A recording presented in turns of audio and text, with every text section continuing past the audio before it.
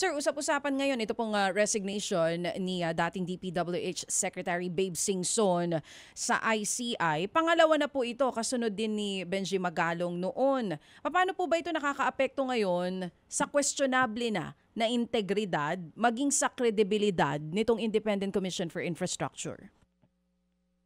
Malaking epekto, no? Yung kay Mayor Benji, ano naman yun? Di naman yun dahil ayaw niya ng ICI o maling ginagawa ng ICI.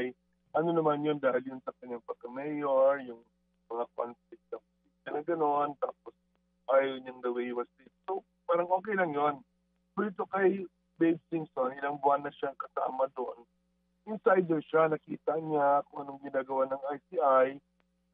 I suspect, no, yung last na decision ng ICI ay yung nag-precipitate sa kanya, yung desisyon na hindi pa-file ng kaso o walang recommendation sa kaso ni Martin Romualdez at ni Senator Chis Escudero.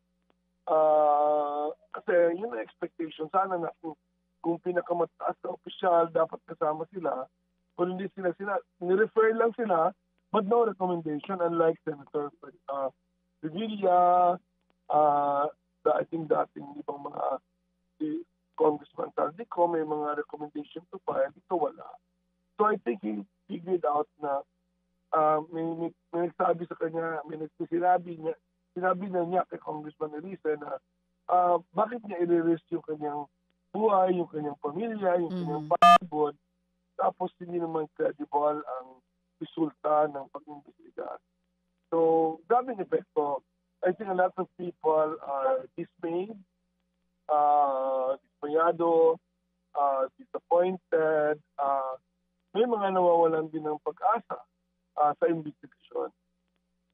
Sir, dalawang bagay po, no, Sir Tony, kasi nabanggit nyo kanina yung kay Mayor Benji Magalong. Kung maaalala natin, meron kasi siyang sinabi before na I struck a nerve. So meron din talaga mga nagsasabi na may possibility na posibleng may nasagasaan while doing the investigation. Kaya nagresulta po sa kanyang pag-resign din po noon. May conflict din na nangyari sa Malacanang. Ito pong kay Babe Singson, sinasabi ninyo probably na may kinalaman sa parang puro refer lang ang nangyayari at hindi talaga pagkakaso yung ginagawa ng ICI. Tama po ba ito, attorney?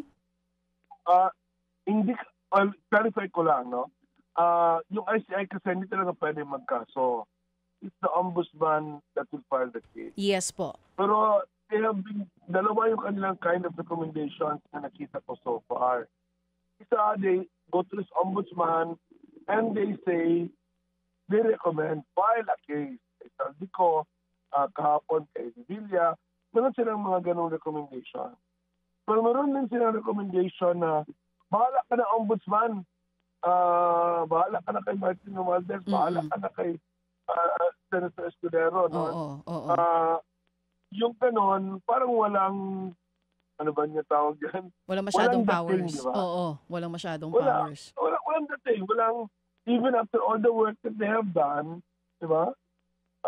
And hindi ko alam anong narinig nila. So I cannot, obviously, di ba, be hindi ko ma-evaluate kung tama ba yung recommendation nila o hindi.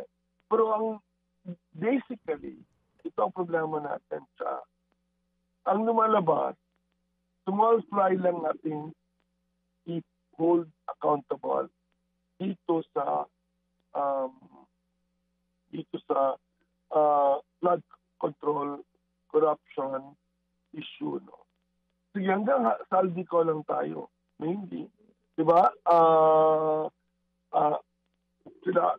Hindi ko ba alala tuloy kung si Joel Villanueva. Mga kapatid, brothers and sisters, saan ka pa? Dito na tayo sa totoo.